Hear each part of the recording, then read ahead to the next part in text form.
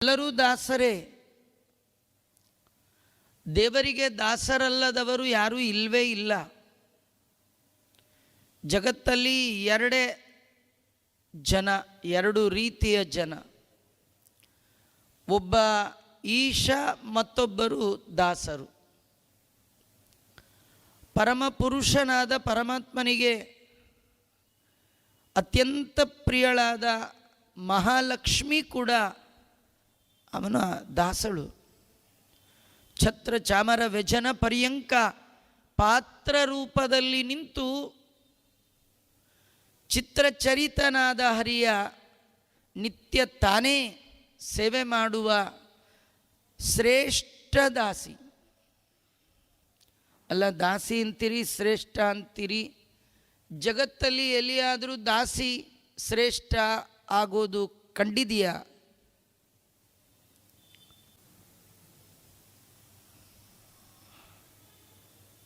ಅವಳಿಗೆ ದೇವರ ದಾಸ್ಯತ್ವವೇ ಶ್ರೇಷ್ಠವಾಗಿ ಕಂಡಿದೆ.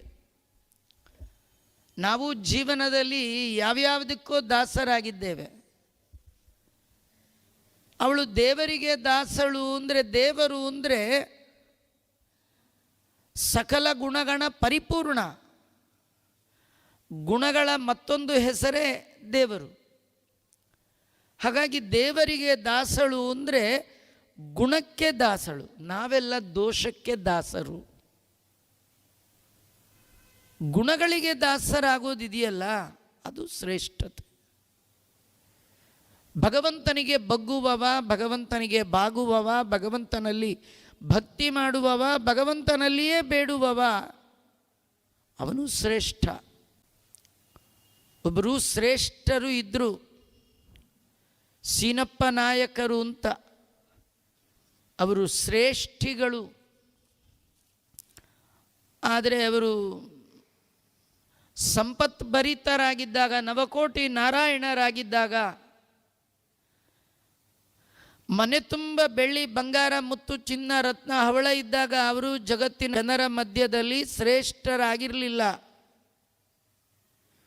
ಯಾವತ್ತೂ ಎಲ್ಲವನ್ನೂ ಭಗವಂತನಿಗೆ ಅರ್ಪಣೆ ಮಾಡಿ ಭಗವಂತನ ದಾಸಕ್ಕೆ ಬಿದ್ದು ದಾಸರಾದರೋ ಮನೋಭೀಷ್ಟವರದಂ ಸರ್ವಾಭೀಷ್ಟ ಫಲಪ್ರದಂ ಪುರಂದರ ಗುರುಂ ವಂದೇ ದಾಸಶ್ರೇಷ್ಠಂ ದಯಾನಿಧಿಂ. ಅವರು ದಾಸರಾಗಿದ್ದರಿಂದಲೇ ಶ್ರೇಷ್ಠರಾಗಿದ್ದು. ತುಂಬ ಜನ್ಮಗಳ ಪುಣ್ಯ ಪ್ರಭಾವದಿಂದ ಭಗವಂತನಲ್ಲಿ ದಾಸ್ಯತ್ವದ ಬುದ್ಧಿ ನಮಗೆ ಬರುತ್ತೆ. ಏಸು ಕಾಯಂಗಳ ಕಳೆದು 84 ಲಕ್ಷ ಜೀವರಾಶಿಯನ್ನು ದಾಟಿ ಬಂದ ಈ ಶರೀರ ತಾನಲ್ಲ, ತನ್ನದಲ್ಲ, ಆಸೆ ತರವಲ್ಲ, ಹಿಂದೆ ಬಾಹೋದಲ್ಲ. ಇದೆಲ್ಲ ತಿಳಿದು ದಾಸನಾಗೋ, ದಾಸನಾಗೋ, ವಿಶೇಷನಾಗೋ. ದೇವರಲ್ಲಿ ದಾಸ್ಯತ್ವ ಇಲ್ಲದ ಜನ್ಮ ಅದು ಶ್ರೇಷ್ಠವಾದ ಜನ್ಮ ಅಲ್ಲ. ಆ ನಿಟ್ಟಿನಲ್ಲಿ ಕೃಷ್ಣನ ದಾಸರು ಜಗತ್ತಿನ ಎಲ್ಲ ಜೀವಜಾತ. ದಾಸರು ಕಂಡ ಕೃಷ್ಣ ಅಂದರೆ ಭಗವಂತನ ಭಕ್ತರಾದ ದಾಸರು ಕೃಷ್ಣನನ್ನು ಹೇಗೆ ಕಂಡಿದ್ದಾರೆ? ಕಾಣಬೇಕಾದ್ರೆ ಕಂಡ ಕಾಲ, ಕಾಣುವ ಮೊದಲಿನ ಕಾಲ, ಕಾಣುವುದಕ್ಕೆ ಮೊದಲು ಹೇಗಿದ್ದರು, ಕಂಡಾಗ ಹೇಗೆ ಕಂಡರು, ಕಂಡ ಮೇಲೆ ಅವರ ಭಾವ ಹೇಗಿತ್ತು, ಇದೆಲ್ಲ ವಿಷಯವನ್ನು ಇದು ಒಳಗೊಂಡಿದೆ. ಮುಖ್ಯವಾಗಿ ದಾಸ ಸಾಹಿತ್ಯದಲ್ಲಿ, ಕನ್ನಡದ ಕೃತಿಗಳಲ್ಲಿ ಕೃಷ್ಣನನ್ನು ಹೇಗೆ ಚಿತ್ರಣ ಮಾಡಿದ್ದಾರೆ ದಾಸರು, ಅದನ್ನು ತಿಳಿಯುವ ಪ್ರಯತ್ನ. ದೇವರನ್ನು ಕಾಣಬೇಕಾದ್ರೆ ಅವನ ಬಗ್ಗೆ ಸರಿಯಾದ ಅರಿವು ಬೇಕು, ಜ್ಞಾನ ಬೇಕು. ಮೊದಲು ದೇವರ ಬಗ್ಗೆ ಚೆನ್ನಾಗಿ ತಿಳಿದಿದ್ದರೆ ಮಾತ್ರ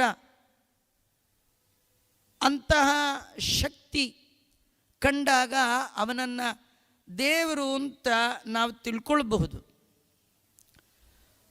ಹಾಗಾದರೆ ಅವನು ಹೇಗಿದ್ದಾನೆ ಅದನ್ನು ಮೊದಲು ತಿಳ್ಕೊಳ್ಬೇಕಲ್ಲ. ದೇವರು ಹೇಗಿದ್ದಾನೆ ಅದು ದಾಸರು ಹೇಳ್ತಾರೆ. ದೇವರು ಹೇಗಿದ್ದಾನೆ ಕೇಳಬೇಡಿ, ಅವು ಹೀಗೆ ಅಂತಿಲ್ಲ, ಹೇಗೂ ಇರ್ತಾನೆ. ಹೇಗೆ ದಾಸರಂತಾರೆ, ಅಕೋಹಾಂಗಿಹಾನ ಇಕೋ ಹಿಂಗಿಹಾನ. ನೀನು ಹೇಗೆ ನೋಡ್ತೀಯೋ ಹಾಗೆ ದೇವರಿದ್ದಾನೆ. ಪರಬ್ರಹ್ಮ ವೇದ ಪ್ರತಿಪಾದ್ಯನಾದ ಭಗವಂತ ಹೇಗಿದ್ದಾನೆ ಅಂದರೆ ಅಕೋಹಾಂಗಿದ್ದಾನೆ. ಅಂದರೆ ನೀವು ಯಾವ ವಸ್ತುವನ್ನು ಚೇತನಾತ್ಮಕವಾದ ಪ್ರಪಂಚವನ್ನು,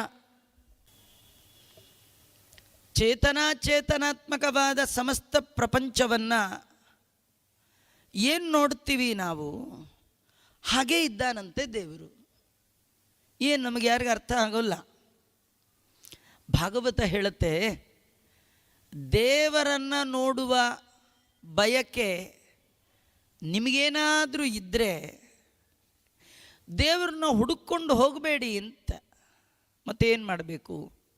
ನೀವು ಏನು ನೋಡ್ತೀರಿ ಅದನ್ನೆಲ್ಲ ದೇವರು ಅಂತ ತಿಳ್ಕೊಳ್ಳಿ. ಭಗವಂತನನ್ನು ಕಾಣಬೇಕಾದರೆ ದೇವರು ಹೇಗಿದ್ದಾನೆ, ದೇವರ ಸ್ವರೂಪದ ನಿರ್ಧಾರ ಆಗದೆ ಆ ದೇವರನ್ನು ಗುರುತಿಸಲಿಕ್ಕೆ ಸಾಧ್ಯ ಇಲ್ಲ. ದೇವರನ್ನು ಗುರುತಿಸಬೇಕು. ಆ ದೇವರು ಎಲ್ಲಿದ್ದಾನೆ ಅಂದರೆ ಜಗದ ತುಂಬೆಲ್ಲ ತುಂಬಿದ್ದಾನೆ. ಅಂತರ್ಬಹಿಶ್ಚ ತತ್ಸರ್ವಂ ವ್ಯಾಪ್ಯ ನಾರಾಯಣ ಸ್ಥಿತಃ. ಇದನ್ನೇ ಕನ್ನಡದಲ್ಲಿ ಅಣುರೇಣು ತೃಣಕಾಷ್ಟ ಪರಿಪೂರ್ಣ ಗೋವಿಂದ. ನೀವು ನಾವು ಯಾವುದೋ ಒಂದು ಪ್ಲೇಸಲ್ಲಿ ಮಾತ್ರ ಇರ್ತೇವೆ, ಅದಕ್ಕೆ ನಾವ್ಯಾರೂ ದೇವರ ಅಲ್ಲ. ದೇವರಂದರೆ ವಿಷ ಪ್ರವೇಶನೆ. ಇಡೀ ಜಗತ್ತಿನ ಒಳಗೆ ಯಾರು ವ್ಯಾಪ್ತನಾಗಿದ್ದಾನೆ, ಪ್ರವೇಶ ಮಾಡಿದ್ದಾನೆ, ಒಳಗಿದ್ದಾನೆ, ಹೊರಗಿದ್ದಾನೆ, ಎಲ್ಲ ಕಡೆ ಎಲ್ಲ ಥರ ಇದ್ದಾನೆ, ಅವನು ದೇವರು. ಅದಕ್ಕೆ ದಾಸರನ್ನ ಕೇಳಿದ್ರೆ ಕೃಷ್ಣ ಎಲ್ಲಿದ್ದಾನೆ, ಹೇಗಿದ್ದಾನೆ, ಯಾಕೆ ಇಲ್ಲ, ನಾವು ನೋಡಬೇಕು ಅಂತ ಅಂದ್ಕೊಂಡಿದ್ದೇವೆ. ನೋಡಬೇಕು ಅಂದ್ಕೊಂಡು ಜನ್ಮದಲ್ಲಿ ದೇವರು ನೋಡಲಿಕ್ಕಾಗಲ್ಲ.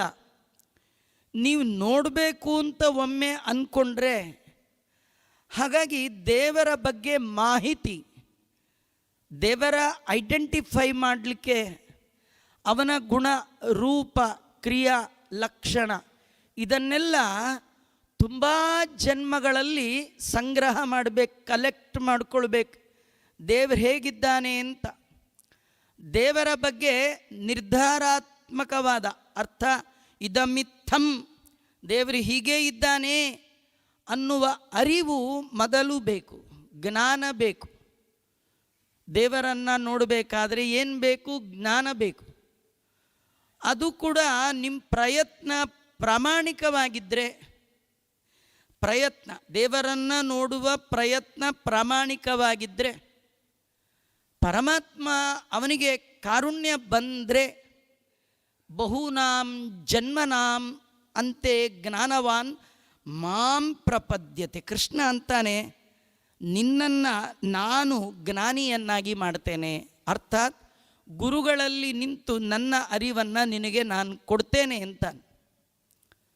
ದೇವರೇ ಕೊಡಬೇಕು ಅವನ ಜ್ಞಾನ, ಮತ್ತಾರಿಗೆ ಕೊಡುವ ಯೋಗ್ಯತೆ ಇಲ್ಲ, ಶಕ್ತಿ ಇಲ್ಲ, ತಾಕತ್ತಿಲ್ಲ. ಗುರುಷು ಸ್ಥಿತ್ವ ತದ್ವಾರ ಜ್ಞಾನೋಪದೇಷ್ಟ್ರೇ. ಭಗವಂತ ಗುರುಗಳ ಒಳಗಿದ್ದು ತನ್ನ ಅರಿವನ್ನು ಪ್ರಾಮಾಣಿಕ ಪ್ರಯತ್ನ ಇರುವ ಪರಮಾತ್ಮನ ಭಕ್ತರಿಗೆ ಕೊಡ್ತಾನಂತ. ಹಾಗಾಗಿ ದೇವರು ಹೇಗಿದ್ದಾನೆ? ಅವನು ಜಗದ ತುಂಬೆಲ್ಲ ತುಂಬಿದ್ದಾನೆ. ತಿಳಿಯುವ ಬಗೆ ಹೇಗಿದ್ದಾನೆ ಅಂತ ಮೊದಲು ತಿಳಿರಿ ಅಂತ ಹೇಳ್ತಾ, ಅಕೋಹಾಂಗಿಹಾನ ಇಕೋ ಹಿಂಗಿಹಾನ ಪರಬ್ರಹ್ಮ ನಾರಾಯಣ ಹ್ಯಾಂಗಿದಾನೆಂದರೆ ಪರಿಪೂರ್ಣನಾದ ವೇದ ಪ್ರತಿಪಾದ್ಯ ಭಗವಂತ ಹೇಗಿದ್ದಾನೆ ಅಂತಂದರೆ ಅಕೋಹಾಂಗಿಹಾನ, ನೀನು ಏನು ನೋಡ್ತೀಯ ಹಾಗೇ ಇದ್ದಾನೆ. ಯಾವ ವಸ್ತುವನ್ನು ನೋಡ್ತೀರಿ, ಚೇತನಾತ್ಮಕವಾದ ಎಲ್ಲ ವಸ್ತುಗಳ ಒಳಗೆ ವಾಸವಾಗಿದ್ದು ವಸ್ತುವಿನ ಇರುವಿಕೆಗೆ ಯಾರು ಕಾರಣನಾಗಿದ್ದಾನೋ ಅವನಿಗೆ ವಸ್ತು ಅಂತ ಕರೀತಾರೆ ಅಂತ ಮಧ್ವಗುರುಗಳು ಹೇಳ್ತಾರೆ. ಭಾಗವತದಲ್ಲಿ ಅದನ್ನೇ ಹೇಳೋದು. ವಸ್ತು ಶಿವದಂ ತಾಪತ್ರಯೋನ್ಮೂಲನಂ ಧರ್ಮ ಪ್ರೋಜ್ಜಿತ ಕೈತವೋತ್ರ ಪರಮೋ ನಿರ್ಮತ್ಸರಾಣಾಂ ಸತಾಂ ವೇದ್ಯಂ ವಸ್ತು ವಾಸ್ತವ ಮಾತ್ರ ವಸ್ತು ಶಿವದಂ ತಾಪತ್ರಯೋನ್ಮೂಲನಂ. ವಸ್ತು ಕಣ್ಣಿಗೆ ಕಾಣುವ ಕಾಣದಿರುವ ಎಲ್ಲ ವಸ್ತುಗಳ ಒಳಗೆ ದೇವರು ಎಲ್ಲ ವಸ್ತುಗಳ ಒಳಗೆ ವಸ್ತುಗಳು ಹೇಗಿದೆಯೋ ಹಾಗೆ ಇದ್ದು ಅವುಗಳ ಇರುವಿಕೆಗೆ ಕಾರಣನಾಗಿದ್ದಾನೆ. ವಾಸನಾತ್ ವಾಸುದೇವೋಸಿ ವಾಸಿತಂತೆ ಜಗತ್ರಯಂ ಸರ್ವಭೂತ ನಿವಾಸೋಸಿ ವಾಸುದೇವ ನಮೋಸ್ತುತೆ. ಮೋಕ್ಷಪ್ರಧಾನಾದ ಅರ್ಥ ಇಷ್ಟೇ. ನಾವೆಲ್ಲ ಸಂಸಾರ ಅನ್ನುವ ಬಂಧನದ ಒಳಗೆ. ಈ ಬಂಧನದಿಂದ ಹೊರಗೆ ಬರಬೇಕಂದ್ರೆ ಒಂದೇ ಒಂದು ಅರಿವು ಕಾರಣ, ನಾಲೆಡ್ಜ್, ಜ್ಞಾನದಿಂದಲೇ. ಜಗದ್ಗುರು ಮಧ್ವಾಚಾರ್ಯರು ತಿಳಿಸಿಕೊಡುವಾಗ ಜ್ಞಾನೇನ ಚ ತಮಃ ಜ್ಞಾನೇನೈವ ಪರಂಪದಂ. ದಾಸರು ಕೂಡ ಜ್ಞಾನವಿಲ್ಲದೆ ಮೋಕ್ಷವಿಲ್ಲ. ನಿಮಗೆ ಬಿಡುಗಡೆ ಆಗಬೇಕಾ ಜ್ಞಾನ. ಯಾವ ಜ್ಞಾನ? ಇಡೀ ಜಗತ್ತು ಭಗವಂತನ ವಶವಾಗಿದೆ, ಅವನ ಅಧೀನವಾಗಿದೆ. ಯಯೇ ತತ್ಪರತಂತ್ರಂತೂ ಸರ್ವಮೇವ ಹರೇ ಸದಾ ವಶಮಿತ್ಯೇವ ಜಾನಾತಿ ಸಂಸಾರಾನ್ ಮುಚ್ಯತೆ ಹಿತಃ. ಹುಟ್ಟು ಸಾವಿನಿಂದ ಹೊರಬಂದು ಆ ಭಗವಂತನ ಪರಮಾನುಗ್ರಹ ಸಂಪಾದನೆ ಮಾಡಬೇಕಂದ್ರೆ ನಮ್ಮ ತಿಳುವಳಿಕೆ, ಜ್ಞಾನದ ಅರಿವು ಕಾರಣ ಆಗುತ್ತೆ. ಏನದು? ಭಗವಂತನ ಅಧೀನವಾಗಿ ಇಡೀ ಜಗತ್ತಿದೆ. ಆ ಇರಲಿಕ್ಕಾಗಿ ದೇವರೇನು ಮಾಡಿದ್ದಾನೆ? ಜಗದ ಒಳಗೆ ಪ್ರವೇಶ ಮಾಡಿದ್ದಾನೆ. ಎಲ್ಲ ವಸ್ತುಗಳ ಒಳಗಿದ್ದಾನೆ ದೇವರು. ದೇವರಿಲ್ಲದ ವಸ್ತುವೇ ಇಲ್ಲ. ಹಾಗಾಗಿ ನೋಡುವ ಕಣ್ಣು ರೆಡಿ ಮಾಡಿಕೊಳ್ಬೇಕಂತೆ. ದಾಸರು ನಮ್ಮ ಅದನ್ನೇ ಕನ್ನಡದಲ್ಲಿ ಕೇಳಿದ್ದು. ನೋಡುವುದೇ ಕಣ್ಣು, ಕ್ವಶ್ಚನ್ ಅದು.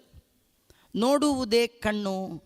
ಕೆಲವರು ವಯಸ್ಸಾದ ಮೇಲೆ ವಯಸ್ಸಾದವ್ರನ್ನ ಮಾತಾಡಿಸುವಾಗ ಕೇಳ್ತಾರೆ, ಕಣ್ಣು ಕಾಣುತ್ತಾ ಅಂತಾರೆ. ಕಣ್ಣು ಕಾಣುತ್ತಾ ಅಂದರೆ ಏನು ಅರ್ಥ ಗೊತ್ತಾ? ಕಾಣಬೇಕಾದ್ದನ್ನು ಕಾಣುತ್ತಾ. ಇಷ್ಟು ವಯಸ್ಸಾದರೂ ನಿಮಗಿನ್ನೂ ಕಾಣುತ್ತಾ ಅಂದರೆ ಇಷ್ಟು ವಯಸ್ಸಾಯಿತು, ಕಾಣಬೇಕಾದ್ದನ್ನು ಕಂಡ್ರ. ದಾಸರು ಮತ್ತೆ ದಾಸರು ಸುಮ್ಮನೆ ಇರಲ್ಲ. ಅವ್ರು ಇನ್ನೊಂದು ಮಾತು ಕೇಳ್ತಾರೆ, ಕಾಣುತ್ತಾ? ನಾವೆಲ್ಲ ಓ ಅಂತೀವಿ ಅಲ್ಲ. ಬೀದಿಲಿ ಹೋಗುವಾಗ ಯಾರಾದರೂ ವಯಸ್ಸಾದವ್ರು ನೋಡಿ ಮೊದಲು ಕೇಳೋ ಪ್ರಶ್ನೆ ಆರೋಗ್ಯವಾ? ಆರೋಗ್ಯ, ಆಯುಷ್ಯ, ಆರೋಗ್ಯ, ಈ ಮೂರು ಸಾಧಕರಿಗೆ ದೇವರು ಕೊಡುವ ದೊಡ್ಡ ಸಂಪತ್ತು. ಆರೋಗ್ಯ ಇಲ್ಲದೆ ರೀ ಏನು ಮಾಡಲಿಕ್ಕಾಗಲ್ಲ ರೀ ಅಲ್ವಾ? ಆರೋಗ್ಯವಾ ಅಂತ ಮೊದಲು ಕ್ವಶ್ಚನ್ ಕೇಳ್ತಾರೆ. ಅದಕ್ಕೂ ನಮ್ಮದು ರಾಂಗ್ ಆನ್ಸರೇ. ರಂಗ ಮೆಚ್ಚುವ ಆನ್ಸರ್ ಕೊಡ್ಲಿಕ್ಕೆ ಬರಲ್ಲ. ರಂಗ ಮೆಚ್ಚುವ ಆನ್ಸರ್ ಕೊಟ್ಟವ ಅಕ್ರೂರ. ಅಕ್ರೂರ ಕೃಷ್ಣನ ಕಡೆಯವ. ಕೃಷ್ಣನ್ ನೋಡ್ಲಿಕ್ಕೆ ಬಂದಾಗ ಅಕ್ರೂರ ಕೇಳಿದ, ಕ್ಷೇಮಕ್ಕಿಂ? ಕೃಷ್ಣ ಅಕ್ರೂರನ್ ಕೇಳ್ತಾನೆ, ಕ್ಷೇಮಕ್ಕಿಂ? ಅಕ್ರೂರ ಆರೋಗ್ಯನ?